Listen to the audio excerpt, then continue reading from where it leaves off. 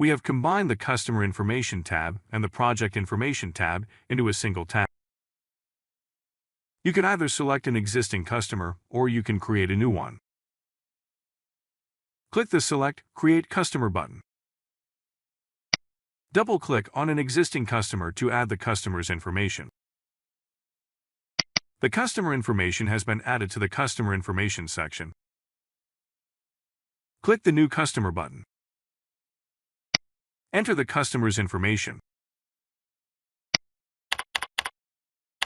The formal proposal document uses a salutation such as Dear John or Dear Mr. Ford.